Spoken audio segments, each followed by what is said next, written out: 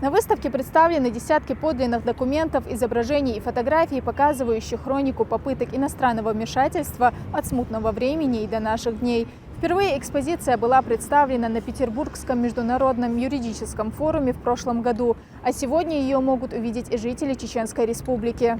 Мероприятие собрало представителей органов власти, общественных организаций и молодежи. С приветственным словом выступил начальник управления Министерства юстиции России по Чеченской Республике Масхуд Таймасханов. Он отметил, что история России – это путь преодоления испытаний и защиты национальных интересов, в которой Чеченская Республика занимает особое место. На каждом этапе развития нашей страны вопросы обеспечения суверенитета находили отражение в праве, деятельности государственных институтов, в гражданской позиции народа. Особое место в этой истории занимает Чеченская Республика, регион с богатой культурой, сильными традициями.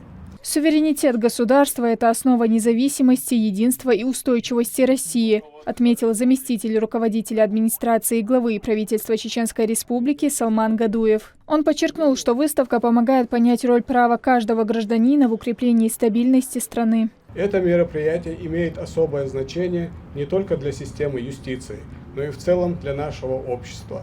Оно напоминает нам, что суверенитет государства – это не просто юридическое понятие, это основа независимости, единства и устойчивости России.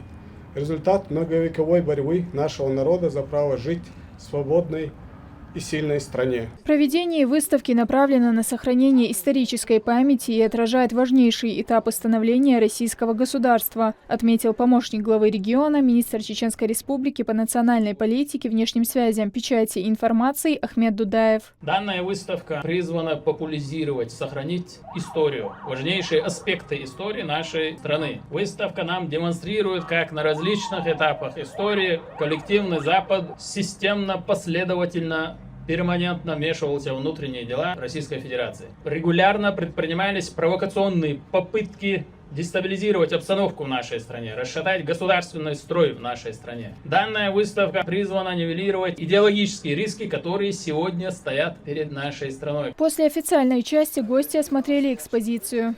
Очень познавательная выставка. Спасибо большое Министерству юстиции, что организовали данную площадку, образовательную, познавательную. Проект демонстрирует, как на протяжении веков Россия отстаивала независимость и защищала свои национальные интересы.